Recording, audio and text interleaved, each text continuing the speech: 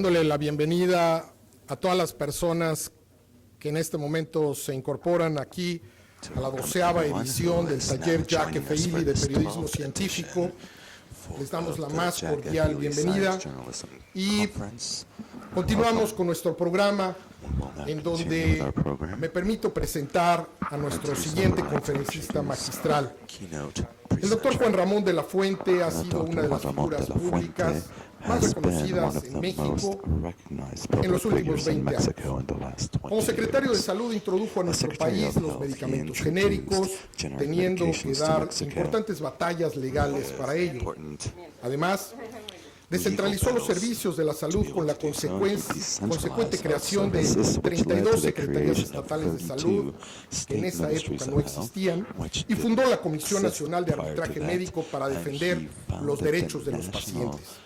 Su labor de rescate en la Universidad Nacional Autónoma de México como rector le valió un enorme reconocimiento nacional e internacional durante sus años en esta institución. Fue considerada como la mejor universidad de Iberoamérica. La ciudad universitaria fue reconocida como la mejor y además patrimonio cultural de la UNESCO, e incluso logró que otra de sus pasiones, que los Pumas, fueran entonces bicampeones del fútbol mexicano. El doctor de la Fuente es también un reconocido académico, en particular en el campo de las adicciones, pues tiene trabajos que se han citado en más de 5,000 ocasiones en la literatura internacional y ha desarrollado instrumentos de diagnóstico que han sido adoptados por la Organización Mundial de la Salud y la Organización Internacional del Trabajo. Fue editor de la prestigiada revista inglesa The British Journal of Addiction, y por eso el tema del cual nos hablará esta mañana, ¿qué hacemos con las drogas?, que es no solo un tema de mayor relevancia en el campo de la salud y de las prácticas de políticas públicas, que será tratado por un verdadero experto. Concluyo felicitando al doctor Juan Ramón de la Fuente, quien coordina además el Consejo Editorial de El Universal, porque recientemente ha recibido de las dos principales universidades públicas mexicanas, tanto de su alma mater, la Universidad Nacional Autónoma de México, como de la Universidad de Guadalajara, le han conferido el doctorado honoris causa, sumándose así a las universidades de Arizona, de Montreal, de Colombia, de Perú, de Moscú, de Alcalá de Henares en España y de una docena de países que ya también lo habían hecho con anterioridad. Le damos, como siempre, la más cordial bienvenida y nuestro agradecimiento al doctor Juan Ramón de la Fuente. Muchas gracias al licenciado Bustamante, que conduce con enorme tino la Fundación ILI y que ha dirigido durante muchos años este taller. Muchas gracias a mi buen amigo el licenciado Juan Francisco Ilio Ortiz por haberme vuelto a invitar, al Instituto de las Américas, al INF, y a todos ustedes que están aquí esta mañana. Gracias, porque para mí es una oportunidad hablar de estos temas y hacerlo frente a ustedes es además un enorme privilegio. Ya hace muchos años vine por primera vez a este taller. Vean ustedes cómo han pasado los años. Hace 12 años aquí estuvimos con Mario Molina y con el entonces presidente, gran amigo del INI y todos nosotros, bueno, pues a lo largo de los años hemos tocado muchos temas y el que tocaremos hoy tiene que ver con las drogas. ¿Qué hacemos con las drogas? Estas son las tendencias que tenemos en el país del uso de drogas. Y como pueden ver ustedes, el norte del país pues tiene una tendencia mucho mayor a lo largo del tiempo que el centro y el sur del país. Estos son algunos datos más recientes de cómo se ha comportado el consumo de drogas en nuestro país de 1988 a la fecha. Como ven ustedes, todo ha ido aumentando. Los inhalables, un poquito. La marihuana por cada 2 usuarios que había entonces, por cada usuario ahora hay 2. La relación es de 2 a 1. Los alucinógenos también han aumentado, pero el que realmente ha aumentado es la cocaína. El problema es la cocaína. Por cada usuario que había de cocaína en 88, hoy hay 10. Ese es realmente el tema que a mí me parece más preocupante. El sistema de vigilancia epidemiológica de las adicciones nos muestra la distribución por entidades federativas. Como ven ustedes, en Baja California, aquí junto, el principal problema lo representa la heroína. En el resto del país es el alcohol, fundamentalmente, y en algunas entidades como Coahuila y Tamaulipas, la cocaína. Entonces no es parejo el consumo. Cuando vemos la prevalencia por vida del uso de sustancias, y lo importante de estos datos es que son estrictamente comparables. Hace algunos años construimos este consorcio junto con la Organización Mundial de la Salud para hacer estudios que fueran rigurosamente comparables, con la misma metodología, con el mismo tipo de instrumentos, en el mismo tipo de poblaciones. Y entonces sí podríamos hacer comparaciones. ¿Qué podemos ver en cuanto al uso de sustancias adictivas en nuestro país? Bueno, pues que tenemos una prevalencia, digamos, similar a la de Holanda, que es un país permisivo. Muchísimas gracias. Gracias.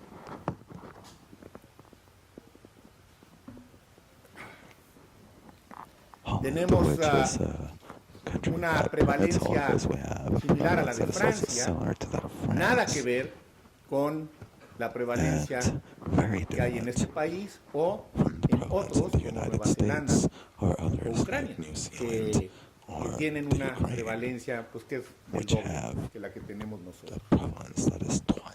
Y otra vez, en estos estudios que son estrictamente comparables, cuando vemos la prevalencia de abuso y de dependencia, pues México tiene tasas que son parecidas a la de Colombia y muy inferiores a la de Estados Unidos. Entonces tenemos una prevalencia de abuso y de dependencia importante, diría yo, pero desde luego en una proporción todavía creo yo que manejable. Si hacemos lo que no estamos haciendo.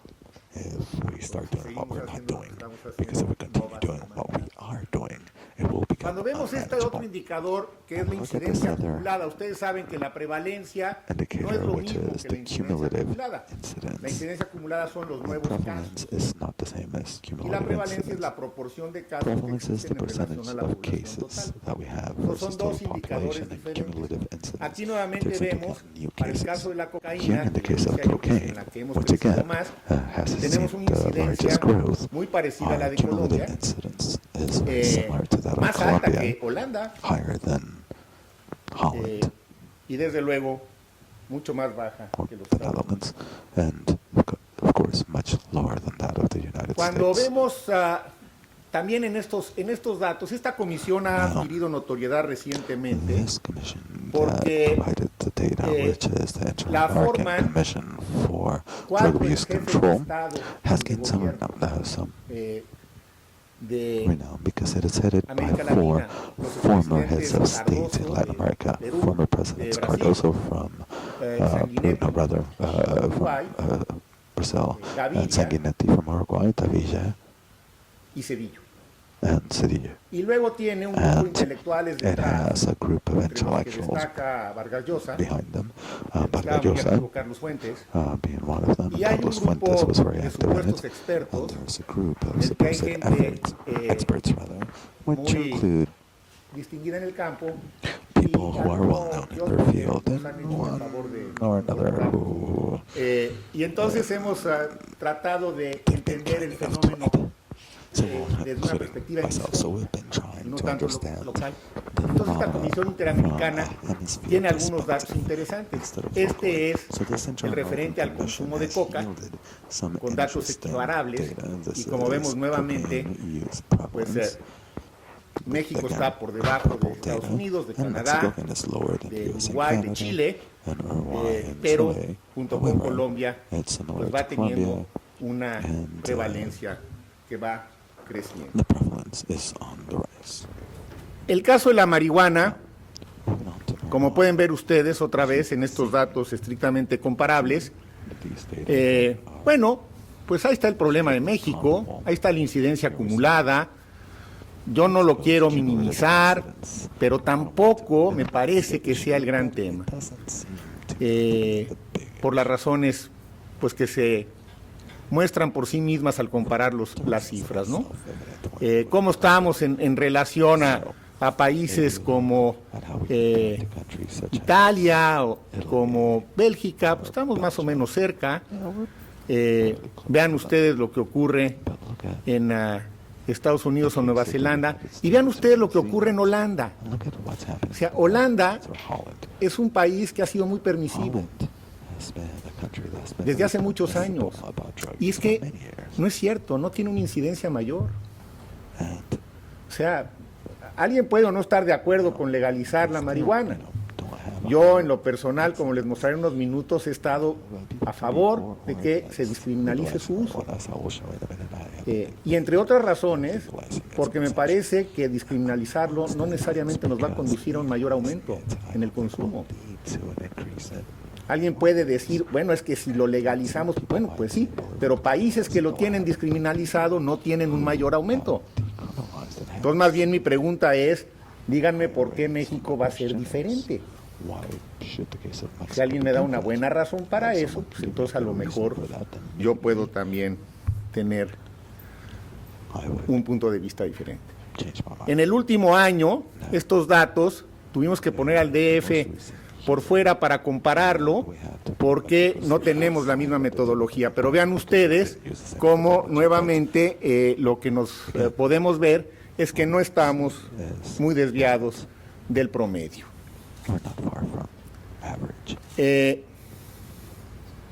Esta es la incidencia acumulada, y esta es una muy importante. Estos datos de Villatoro y sus colaboradores en el Instituto Nacional de Psiquiatría son muy importantes.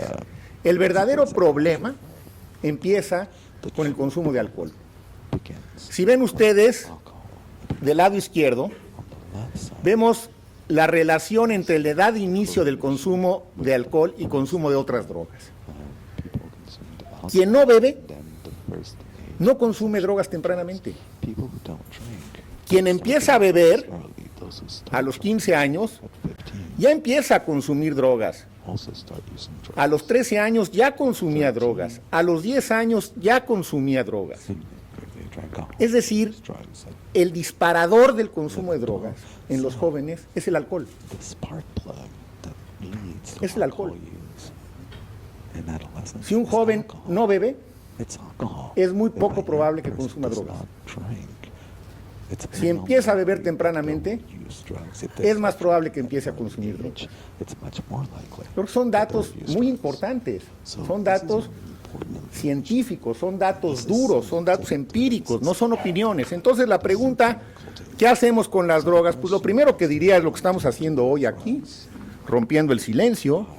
Hay que hablar del tema, hay que reconocer que lo que estamos haciendo no funciona bien, o no funciona tan bien.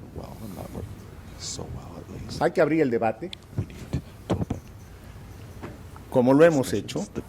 Hace algunos meses el Universal nos auspició un número completo del confabulario, donde una bola de personas, algunos muy expertos, otros legisladores, políticos, funcionarios, escribieron sobre el tema, y ese número ha generado una enorme polémica. ¡Qué bueno!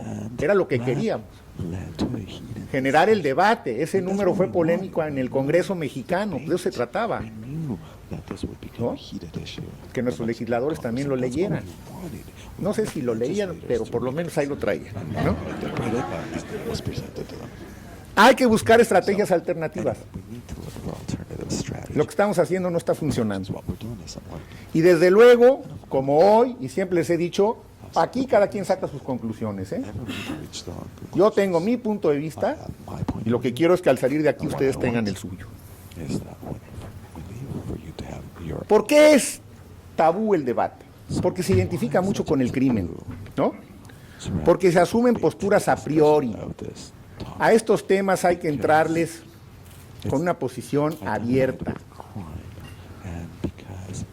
Porque la información se sesga, porque la discusión se polariza y porque la participación social se paraliza. Hay que romper este círculo. Este es un círculo perverso. El enfoque que hemos propuesto es el enfoque de la salud pública. Porque el objetivo no es meter a la cárcel al que fume marihuana. El objetivo es reducir el daño que las drogas le hacen a las personas, que es diferente, ¿no? Y si el objetivo es reducir el daño, tenemos que empezar por diferenciar las sustancias adictivas. No todas son igualmente dañinas. Hay que buscar políticas más eficientes, que estén sustentadas en evidencias científicas y en respeto a los derechos humanos. Y las prioridades no debe ser la cárcel, sino la prevención, el tratamiento y la rehabilitación. Por eso difiero de las actuales políticas. El enfoque de la salud pública parte del principio de reconocer que los adictos no son criminales, ¿eh? No son criminales, son enfermos. No es lo mismo. ¿Por qué tenemos las cárceles llenas de adictos? Deberíamos tener los hospitales llenos de adictos. Hay que pasarlos de delincuentes a pacientes. Y la mejor forma es informando. Miren, la única estrategia en la que hemos sido medianamente eficientes ha sido en reducir el consumo de tabaco.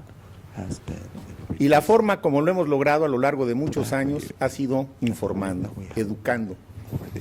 La gente hoy fuma menos porque sabe más cuáles son los riesgos del tabaco. Entonces, el marco normativo debe desprenderse del daño que causa la droga. No es lo mismo la marihuana que la heroína. No es lo mismo. Y desde luego, sin la prevención, ninguna medida va a ser efectiva. Fíjense ustedes lo que pasa. Si alguien fuma marihuana, tiene 9% de volverse adicto. Si alguien consume anfetaminas, tiene 11% de posibilidades de volverse adicto. Si alguien bebe alcohol, tiene 15% de posibilidades de volverse adicto. Si alguien usa cocaína, tiene 17% de posibilidades de volverse adicto. Si alguien usa heroína, tiene 23% de posibilidades. Y si alguien fuma, tiene 32% de posibilidades de volverse adicto. Entonces la capacidad adictiva de la cannabis es baja, ¿eh? ¿Existe? Sí, claro, claro, existe. Ninguna droga es inocua, ninguna. ¿Qué pasa con las políticas vigentes? Bueno, tenemos un modelo prohibicionista en Estados Unidos, ustedes saben, está cambiando, en fin, pero sigue viviendo este país en la gran contradicción en que a nivel federal está prohibido, a nivel estatal, las legislaciones estatales han encontrado mecanismos para ir haciéndola más compatible. En Portugal, por ejemplo, y en otros países de la Unión Europea, las políticas son mucho más permisivas. Uruguay de plano dio el brinco y el presidente Mújica dijo vámonos y todo es legal. Y el problema es que si no reducimos la demanda, el daño va a seguir creciendo. El tema es la demanda. El enfoque punitivo, como el de México, lo que nos ha llevado es que en este momento, bueno, el año pasado, según datos de Catalina Pérez Correa, del CIDE, había 140,000 detenidos en los 5 años previos por posesión de drogas. No por tráfico, por posesión. Se habían llevado a cabo 54,000 averiguaciones previas, pero solo 7,000 fueron remitidos a tratamiento. O sea, entonces encontramos a un chavo con más de 5 gramos de marihuana, ¿no? Lo metemos a la cárcel, sin que haya tenido ningún delito propiamente dicho, pero nunca nos ocupamos de unos cuantos de acercarles a un médico, ¿no? A un psicólogo. 2 de cada 3 internos en penales estaban ahí por delitos contra la salud, más de la mitad por posesión de marihuana. Son los datos que les decía de Catalina. Y vean ustedes estos datos del Instituto de Psiquiatría de Marilena Medina Mora, que son muy buenos, como solamente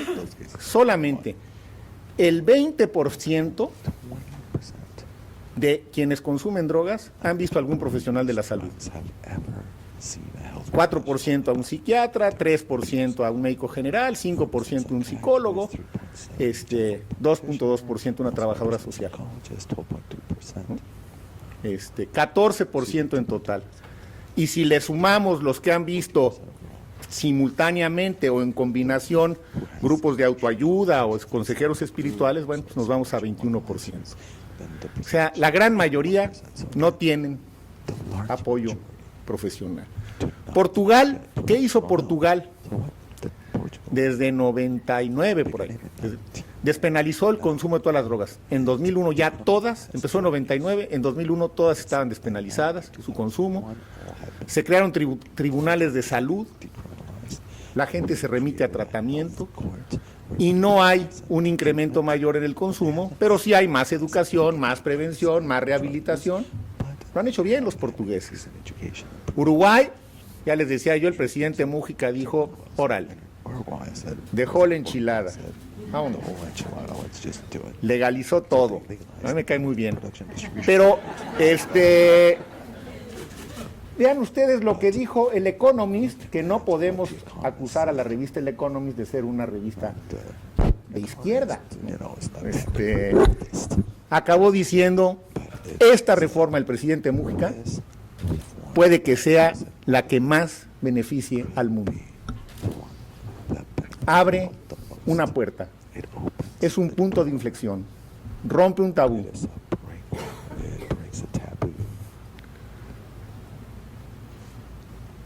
¿Qué podemos decir del daño que generan las drogas? ¿Cómo de la fuente que es psiquiatra? ¿Cómo está diciendo que hay que despenalizar el consumo de marihuana? Pues sí, no estoy diciendo que tengan que fumar marihuana, ¿eh? Yo no estoy a favor de que fumen marihuana, y menos los jóvenes. Pero lo que estoy es en contra de que alguien que fume lo metan a la cárcel, que no es lo mismo, ¿no? Entonces hay que ver realmente de qué estamos hablando, qué tan frecuentemente se usan, cuál es la dosis máxima, dónde empieza realmente el peligro, qué edad tiene el usuario. Los jóvenes, por supuesto, no deben usar ninguna droga. Y no es nada más por razones de edad, sino porque su sistema nervioso no está maduro. Y al no estar maduro, está mucho más expuesto. ¿Y cuáles son las de mayores consecuencias en estos problemas? La conducta delictiva que existe, la desintegración familiar, el ausentismo, etcétera. ¿Cuáles son? El alcohol, la heroína y la cocaína. Esas son las que tienen mayores consecuencias. Entonces podemos decir que los efectos de las drogas no son homogéneos, que hay grandes variaciones en relación al daño que producen, que los patrones también varían mucho, la edad, el sexo, el contexto sociocultural, no podemos verlo como un hecho aislado. Su potencial adictivo, ya lo vimos, no es igual. Y fíjense ustedes estos datos que sacaron algunos de mis estudiantes hace algunos años cuando estaban haciendo sus tesis de doctorado conmigo. Los mandé al servicio médico forense a ver qué tenían los pacientes que llegaban ahí con resultados toxicológicos positivos, es decir, cuerpos que llegaban al forense y al hacer el estudio patológico le encontraban algún tipo de sustancia en el tejido. Obviamente, la mayoría lo que tenían era alcohol, mucho menos tranquilizantes y marihuana, independientemente de la razón por la que llegaban al forense. La gran mayoría que tenían estudios positivos era por alcohol. Los mandé a revisar qué pasaba en los servicios de urgencias en los hospitales del DF. Aquellos que llegan a un servicio de urgencias por la razón que sea y que son positivos en un estudio toxicológico. Esa es la población que quiero que estudiemos. Eso fue lo que estudiamos. Y de los que tenían datos positivos, 70% era por alcohol, 10% era por cannabis. Ahora, los que ingresaron por algún tipo de traumatismo a urgencias, venían con algún tipo de traumatismo. Accidentes, la gran mayoría, 80% con alcohol positivo. Otras lesiones, golpes, puñaladas, garrotazos, etcétera, 70% con alcohol positivo. Accidentes de tránsito en la Ciudad de México. Lo que logramos establecer es que el efecto de la cannabis, o sea, no fumes marihuana, ahora si fumas marihuana no manejes. Digo, porque aumentas el riesgo de tener un accidente de tránsito. Pues digo, así de claro. Pero si bebes tampoco manejes. Porque aumentas 15 veces las posibilidades de tener un accidente. O sea, es exactamente lo mismo, aunque en una proporción menor. Accidentes fatales con toxicología. O sea, donde había habido muertos.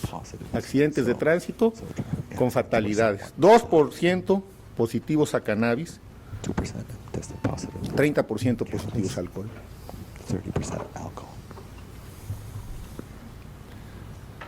Bueno, ¿cuánto vale este negocito que parece que les deja buena lana a algunos?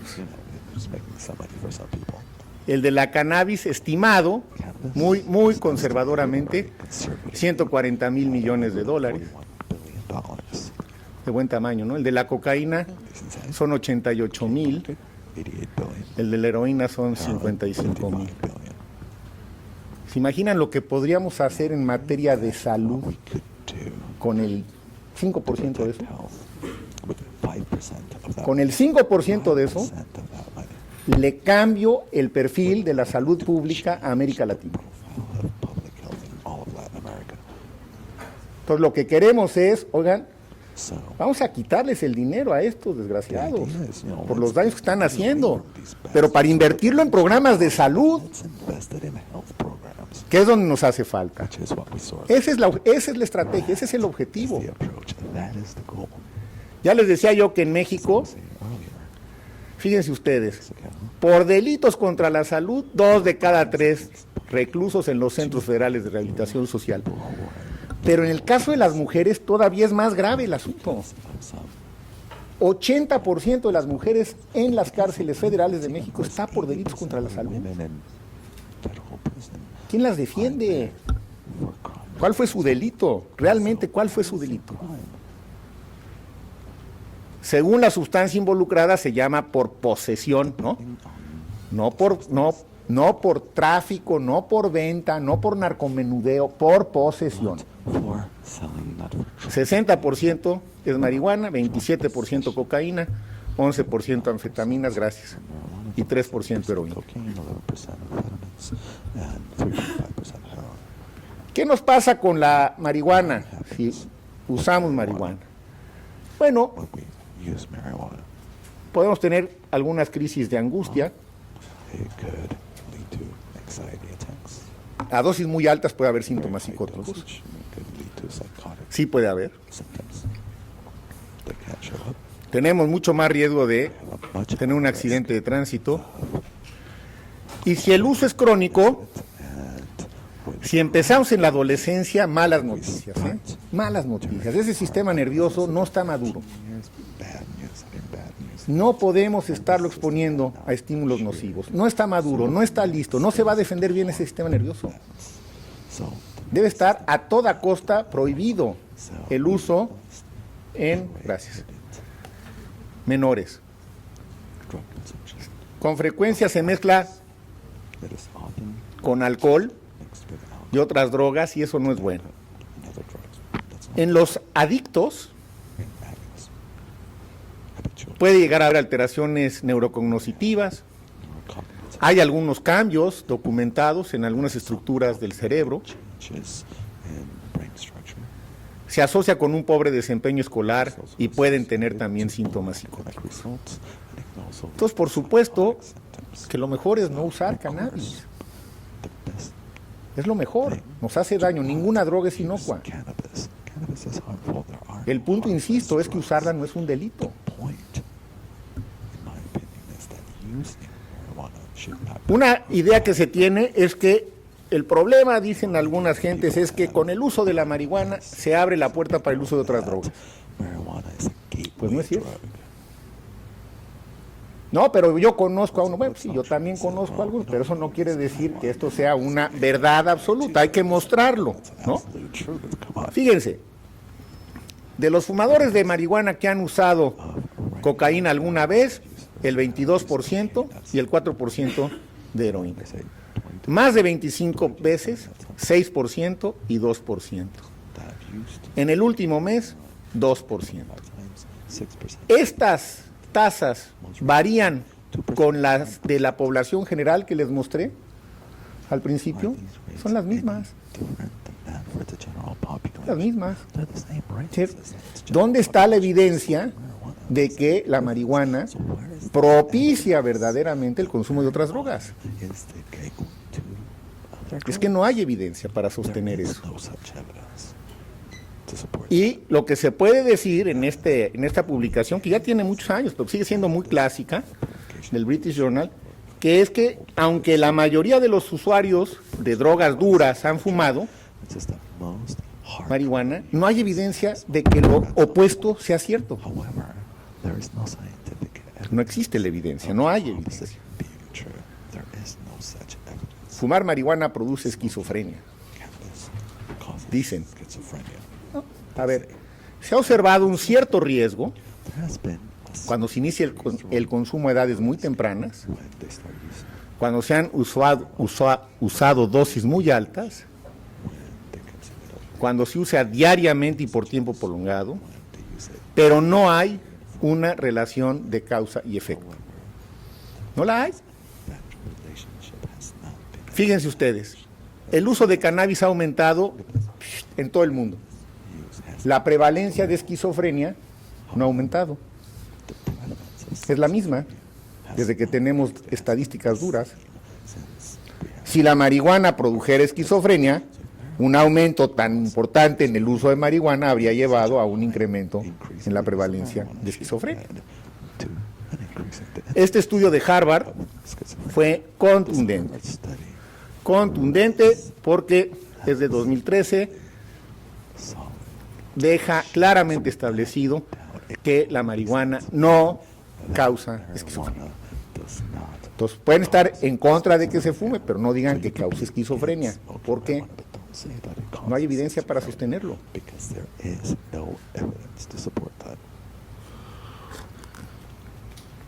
La marihuana es una droga y por lo tanto no es inocua, es nociva, su uso lleva algunos riesgos, hay que prohibirla en los menores y los adultos sanos pues tienen derecho a consumirla. Tienen derecho a consumirla, yo no lo recomiendo.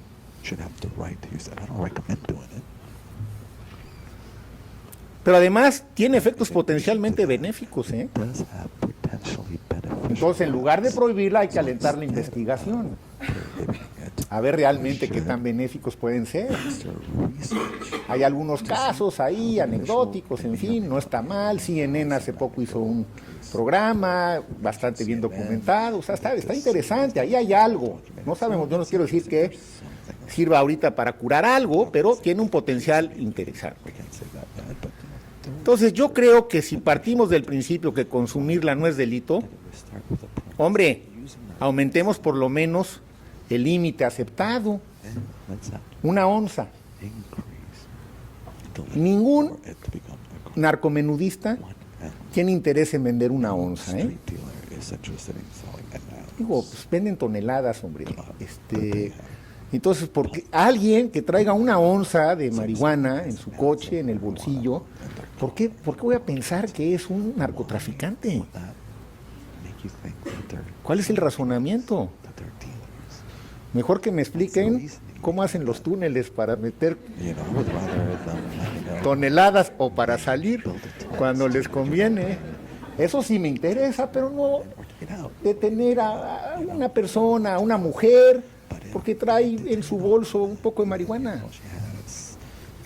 No le encuentro ningún razonamiento. Ya sabemos que 1 de cada 9 se van a volver adictos, ¿no? Y los que se vuelven adictos tienen derecho a ser tratados, ¿eh? Tienen derecho a ser tratados. Entonces, los cambios que necesitamos en nuestra legislación deben ir desde la perspectiva de la salud y acompañados de una muy vigorosa campaña de información y de educación.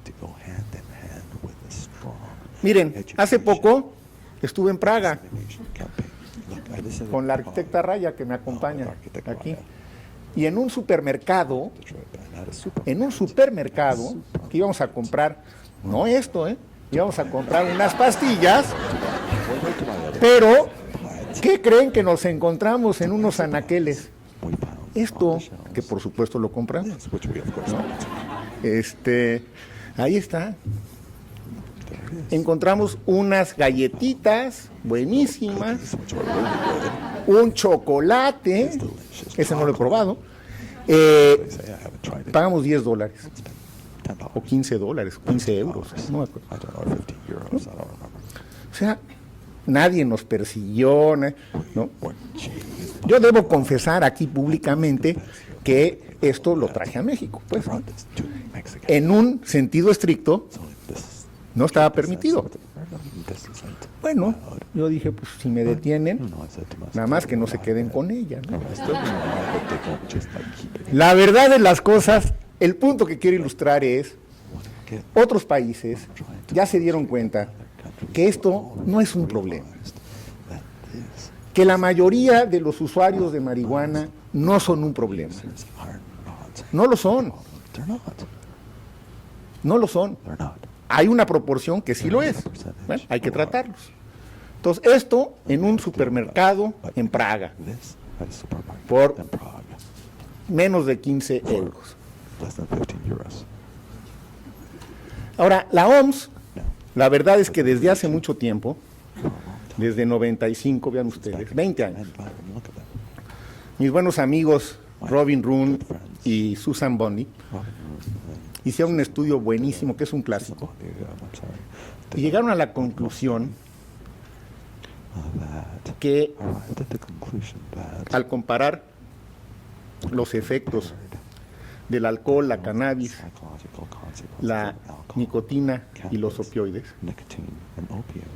que la mayoría de los riesgos de la marihuana son realmente menores comparados con los otros, y que sus problemas de salud pública son de una escala pequeña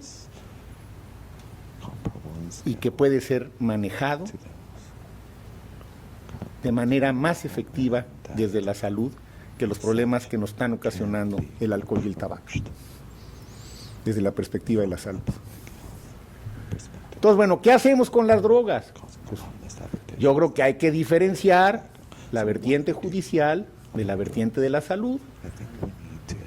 Son diferentes, cada uno tiene sus objetivos. No es un asunto ideológico, ¿eh? Este no es un tema ni de izquierda ni de derecha. No, lo que pasa es que la Fuente es medio izquierdoso, entonces por eso está a favor. No tiene nada que ver. Nada que ver. Yo conozco gente estimabilísima de derecha, inteligente y lúcida, que me ha dicho, oiga, yo estoy de acuerdo con usted. No lo ideologicemos, no lo politicemos. No es un tema ni ideológico, no es un tema político. Hay otros que son políticos, le entramos. Este no es político, no es ideológico, y mucho menos moral, ¿eh? Aquí no caben los juicios morales, ¿cómo van a caber? No es eso, ¿no? Lo que necesitamos es buscar nuevas estrategias, hacerlo en el contexto internacional, creo que es muy importante. El año que entra van a venir cambios, ya verán, a nivel de organismos internacionales. Ojalá que mi país, México, no se quede a la saga. Ojalá. Vargas Llosa, que forma parte de esta comisión que les decía, lo ha dicho muy claramente. Vargas Llosa, nadie puede acusarlo de ser de izquierda, ¿no? Es un gran novelista, de los mejores que hay, pero no es un hombre de izquierda. Está totalmente convencido pues, que esto puede tener un manejo mucho mejor. Hace poco que tuve una comparecencia en la Corte en México, que me invitó uno de los ministros, me decía, oiga, ¿y usted que está ahora tan activo en esto, en este tema, qué hizo cuando fue secretario de Salud? Le dije, le voy a decir lo que hice en relación a este tema. En 1998, México, junto con Portugal y con Suecia, llevó una iniciativa a las Naciones Unidas, a la Asamblea General, a Nueva York. Yo le agradezco al presidente Zedillo que me haya dado oportunidad de tomar esta iniciativa, porque no creo que él estuviera en ese momento tan decidido, pero dijo, adelante, tienes razón. Y llegamos, originalmente sugerido por México, y vean ustedes lo que pasó. La verdad es que cuando llegamos a Nueva York pues, nos cambiaron la agenda y el tema se tocó de una manera totalmente social y lateral. No pasó nada. Pero Portugal siguió y México no. Y por eso Portugal se ha ido más adelante. El año que entra va a haber una nueva Asamblea de Naciones Unidas sobre este tema. Yo creo que ahora sí va a pasar algo. ¿Y por qué creo que va a pasar algo? Bueno, pues por ya Ban Ki-moon, y esta es información del Universal, así que es totalmente confiable. Ya Ban Ki-moon dijo, oigan, no podemos seguir así.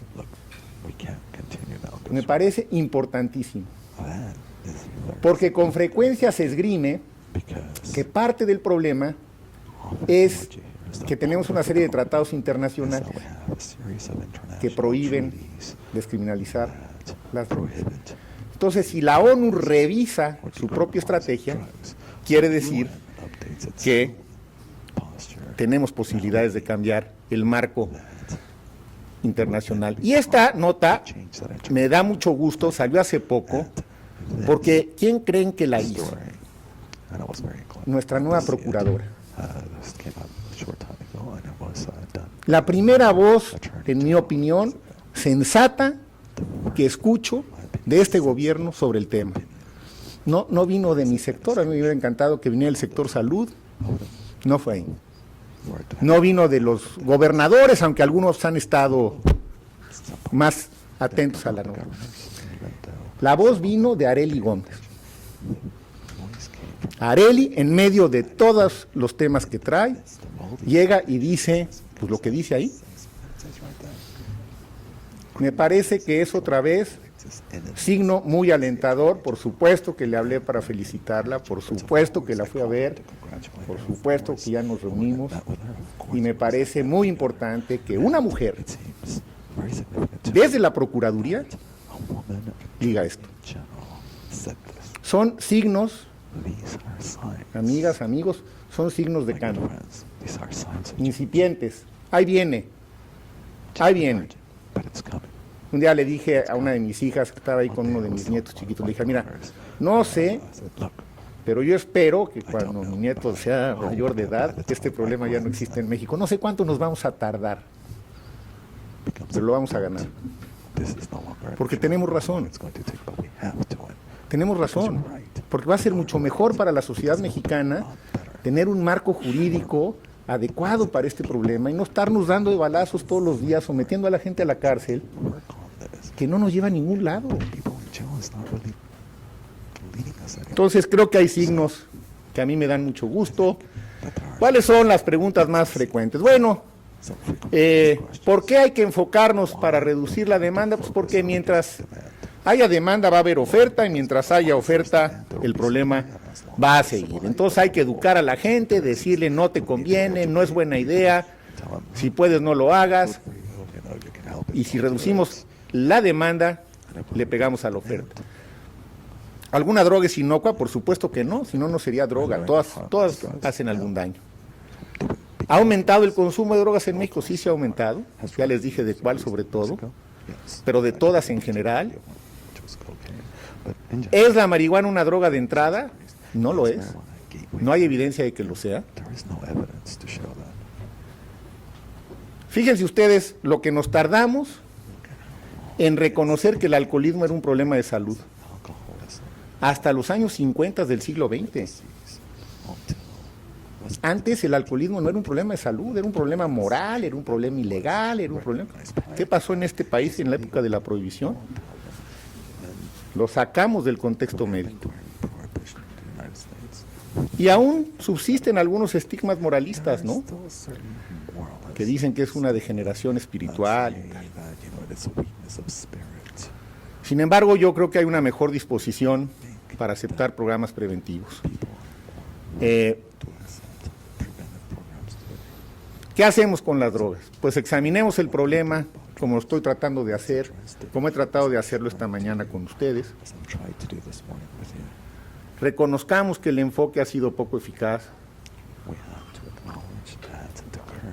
y despojémonos de prejuicios. Veámoslo con una mirada objetiva, fresca, rigurosa, y aceptemos que esto es parte de la estructura de la sociedad y de nuestra naturaleza. Yo creo que siempre habrá consumo de drogas, siempre, mientras existamos como especie, y que lo que necesitamos es preguntarnos cómo podemos lidiar mejor con el problema. ¿Cómo lo podemos hacer mejor? Porque va a estar con nosotros. Ustedes sacan sus conclusiones, yo he compartido con ustedes las mías. Muchas gracias.